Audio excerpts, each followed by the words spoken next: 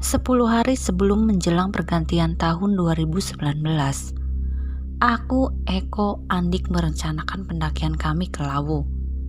Di Lawu terkenal dengan gunung yang kental akan kemistisannya. Kami sepakat untuk mendaki ke sana, dan pada tanggal 29 Desember, kami berkumpul di rumahku untuk prepare persiapan pendakian. Sore setelah prepare, temanku segera pulang ke rumah masing-masing untuk istirahat. Malam menjelang, aku tidak bisa tidur sampai larut malam. Paginya sekitaran pukul 06.00, Andik dan Eko sampai di rumahku. Aku segera mengambil karirku dan segera menghampiri mereka. Perjalanan kami pagi mulus-mulus saja, tanpa kendala apapun. Sampailah kami di base camp Cemoro Sewu. Kita istirahat dulu sambil makan santai sejenak di warung dekat dengan base camp. Kemudian baru melakukan registrasi sekitaran pukul 11 siang. Barulah kami berangkat naik. Jalanan setapak demi setapak kami lewati. Hari semakin siang, kami pun beristirahat di pos bayangan via Cemoro Sewu untuk makan siang. Eko izin untuk buang air kecil, sedangkan aku dan Andik memasak untuk makan siang. Setelah 10 menit, Eko kembali dan langsung makan bersama kami. Perjalanan kami sekitar pukul 1 siang, mulai diguyur hujan, namun kami tetap melanjutkan pendakian sampai di pos 3. Karena hari semakin sore, aku dan Andik memutuskan untuk istirahat di pos 3, tapi tidak dengan Eko. Eko memutuskan untuk terus lanjut mendaki. Aku berencana mendirikan tenda bersama Andik, tapi sayang, tenda kami basah dan tidak jadi mendirikan tenda, kemudian memutuskan untuk istirahat di shelter. Semua barang yang kami bawa basah, karena lupa tidak kami lapisi trash bag. Kemudian kami ingin membuat kopi karena cuaca semakin dingin. "Mas, cepat buatkan kopi, dingin sekali ini," kataku. "Iya, Dek." Kemudian Andik mencari kompor di dalam tasnya. "Kompornya nggak ada. Di tasmu ada nggak?" "Nggak ada, Mas. Diambil Mas Eko berarti," jawabku. "Ya udah, tunggu sampai pendaki lain lewat ya." Tak berselang lama, azan maghrib pun tiba. Kami bertemu dengan pendaki lain yang kebetulan mereka juga mau camp di pos 3. "Asal dari mana, Mas, Mbak?" tanya Andik. "Dari Jogja, Mas. Rombongan ini 7 orang," kata pendaki itu. "Oh, iya, Mas." Pendaki lain itu mengeluarkan kompor dan nesting untuk merebus air. "Airnya di tas siapa?" tanya pendaki itu. "Di tasku, bentar aku ambilkan," jawab pendaki lainnya. "Ya udah, cepetan." Mas, boleh numpang bikin kopi nggak? Soalnya kompor saya dibawa teman saya tadi," tanya Andik. "Oh, boleh Mas, boleh, silakan," kata pendaki itu.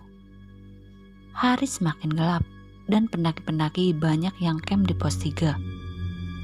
Aku izin pengen buang air kecil. "Mas, izin bentar mau buang air kecil," tanyaku.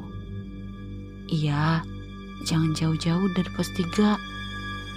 Kemudian aku segera bergegas.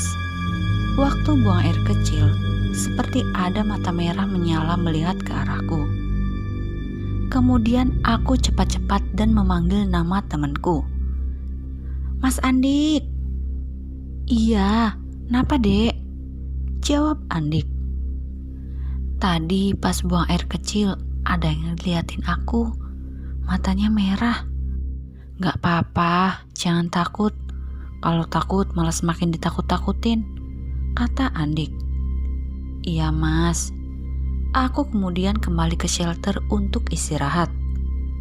Tempat camp pos 3 mulai penuh. Hanya beralaskan matras dan tersisa 1 karung kubuat selimut. Karena saking dinginnya, aku dan Andik gak bisa tidur. Tepat berada di sampingku, pendaki dari Jakarta terkena hipo. Badan kaku, mata melotot gak bisa bergerak. Teman-temannya sigap untuk mengganti pakaian dan memakaikan sleeping bag serta membuatkan kopi untuk temannya yang hipo. Sargas yang berpatroli mengontrol para pendaki datang. Temannya, kenapa mas? Tadi kedinginan, sekarang gak bisa gerak. Udah dibuatkan kopi dan udah tak ganti pakaiannya. Sleeping bag juga sudah dibenerin, kata pendaki dari Jakarta. Bawa ke pojokan sini mas, kata petugas Sargas. Kemudian Sargas mengeluarkan korek dan membakar sampah. Kemudian menimbulkan api bisa untuk menghangatkan badan. Alhamdulillah membaik keadaan pendaki tersebut. Gimana? Sudah mendingan belum mas? Tanya petugas Sargas. Sudah pak, kata pendaki hipo. Perlu turun atau tidak? Kata petugas Sargas. Sudah membaik pak, tidak perlu turun. Besok pagi kami turun, kata pendaki yang hipo. Oke baiklah, temennya jangan ditinggal ya, diberi kehangatan, jangan dibiarkan kedinginan, perintah Sargas. Setelah semua pendaki tertidur, hanya aku dan Andik yang melek karena saking dinginnya. Dek, tanya Andik. Iya mas, jawabku. Aku takut kamu hipo, kata Andik. Enggak mas, aku baik-baik aja kok. Tolong. Siapa yang minta tolong itu mas? Tanyaku. Mana ya? Tanya Andik sambil mencari sumber suara dan menengok kanan kiri samping belakang. Iya, tadi ada ya suaranya, kataku. Kemudian angin berhembus kencang dan seketika terlihat penampakan di sekitar pos 3, seperti pendaki berwajah pucat berkata, Tolong aku. Bulu kuduku berdiri ketika melihat penampakan begitu jelas berada di depan mataku. Lidahku kaku dan sulit untuk berbicara. Hei, kamu siapa? Tanya Andik. Aku pendaki yang meninggal karena gantung diri di Lawu tahun 2018 lalu di Hargodalam, jawab arwah pendaki itu. Kamu mau apa? Aku minta kau dan temanmu itu doakan aku dengan tulus. Doa apa maksudmu? Ya, doa khusus lah, biar arwahku gak penasaran. Tapi kamu jangan memperlihatkan wujud lagi. Jangan ganggu pendaki lain juga, kata Andik. Lalu arwah pendaki itu mengangguk. Kami berdua pun membaca surat Yasin di hadapan arwah tersebut dan berharap dia menghilang segera. Kemudian arwah tersebut pelan-pelan menghilang. Entah mengapa malam itu sepertinya hanya kami berdua yang tidak tidur. Walaupun ada pendaki lain, mereka seperti tertidur pula semua, dan tak ada satupun dari mereka yang bangun, walau hanya untuk buang air kecil. Pagi pukul 6, aku bergegas untuk packing bersama temanku. Ayo, cepat dirapikan, kata Andik. Iya mas, sekarang beres-beres. Mau aku buatkan kopi mas? Iya boleh. Mas, pinjam kompor sebentar ya? Tanyaku. Iya, silakan pakai, jawab pendaki dari Jogja. 10 menit kemudian air sudah matang. Segera kutuangkan air dalam gelas yang sudah terisi kopi. Waktu menunjukkan pukul 7 pagi. Kami melanjutkan perjalanan start dari pos 3 Cemoro Sewu. Kami terus berjalan tanpa menyadari air minum kami habis 6 botol. Kami mampir di pos 4 Senang Derajat untuk mengisi air di sana. Setelah cukup, kami mampir di warung dulu untuk sarapan. Mampir dulu dek, ini loh ada warung. Kami memesan makanan nasi pecel pakai telur, ditambah dengan minum es teh manis. Dan kami segera menyantap makanan yang tersaji. Tak berselang lama, pendaki Jogja yang kami temui sampai juga di Sendang Derajat dan mampir di warung yang sama dengan kami. Setelah selesai makan, kami segera membayar dan melanjutkan perjalanan. Duluan ya mas, mbak, mari. Aku menyapa pendaki Jogja. Monggo mas, mbak, balas mereka. Perjalanan siang kami mulus sampai di pos 5. Di sana bertemu dengan Jalak Lawu. Karena di pos 5 hanya ada kami berdua, ketika kami datang, Jalak Lawu seolah-olah menyambut kami berdua dengan sukacita. Jalak Lawunya seneng kelihatannya. Aku dan kamu sampai sini, mas. Iya, dek. Bagus banget ya. Kami terus melanjutkan perjalanan yang diiringi burung jalak sepanjang jalan yang kami lalui. Sampailah kami di Kupakan Menjangan. Di sana kami ketemu teman kami satunya, yaitu Eko. Mas, kamu kapan sampai ke sini? Sudah summit? Tanyaku pada Mas Eko. Udah, ini udah mau turun lagi. Aku tunggu di sini ya. Jawab Mas Eko sama aku. Kemudian kami summit. Perjalanan mulus-mulus saja. Sampai puncak, aku antri untuk berfoto. Fotoin dong mas. Iya, aku fotoin. Kami di puncak hanya 10 menit dan segera turun. Waktu semakin siang menunjukkan pukul 1 siang.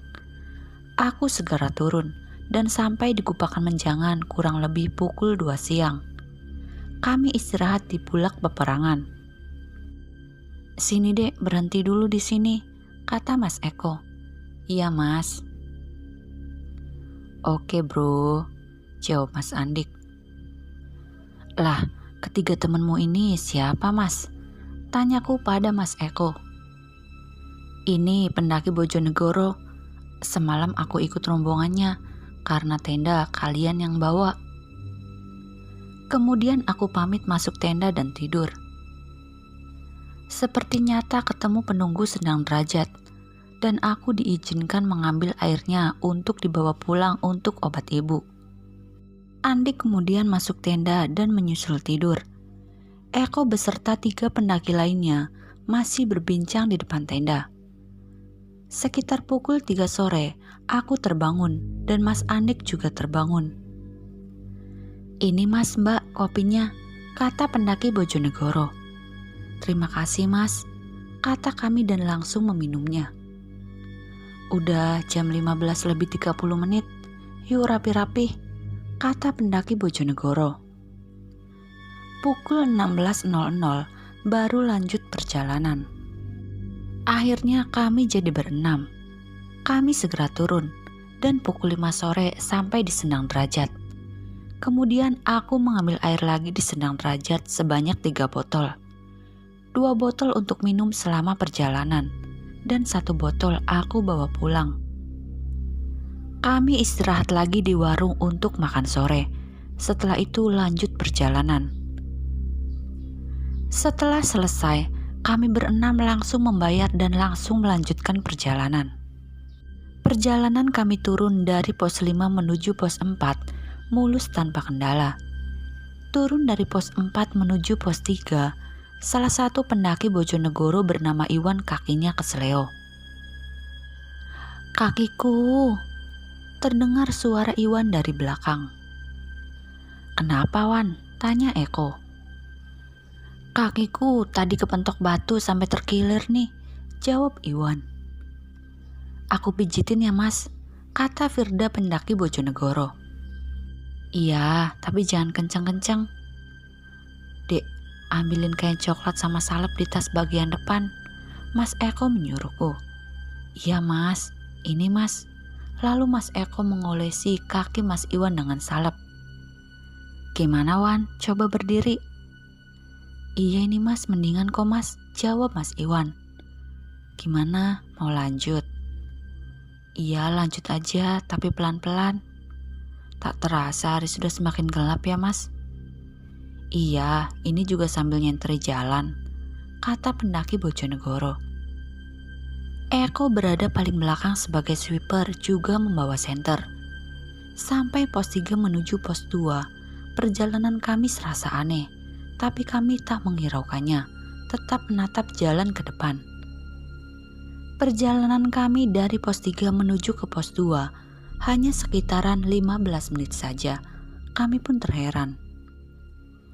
Ini jam berapa? Kok cepet banget? Nyampe pos 2, perasaan tadi baru nyampe pos 3. Belum lama kok, udah nyampe pos 2 aja, kata Mas Iwan. Cuma 15 menit mas, kita sampai di pos 2, kata Firda pendaki Bojonegoro.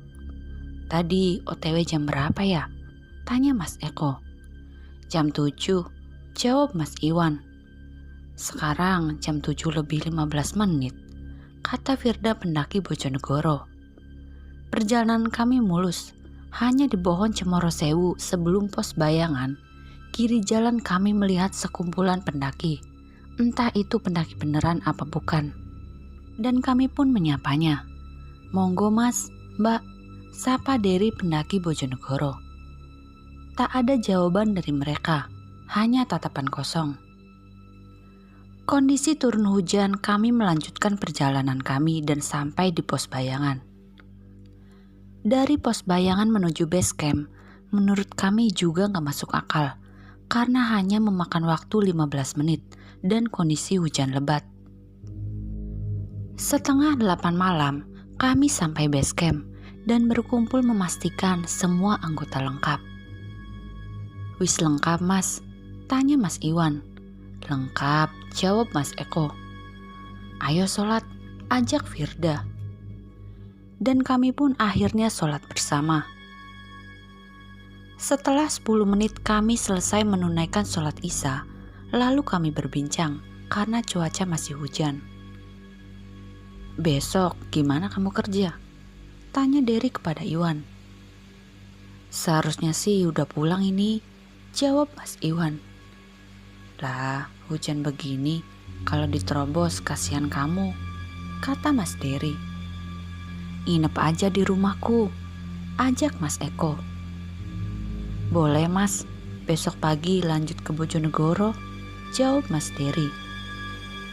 Ya udahlah, besok izin aja meski gaji dipotong, kata Mas Iwan. Yakin, kata Dery. Kesehatanmu lebih penting Mas Iwan, kata Firda. Iya Fir, jawab Iwan. Udah jam 10, yuk pulang aja, gak berhenti-berhenti hujannya, Iwan juga kerja, kata Mas Eko.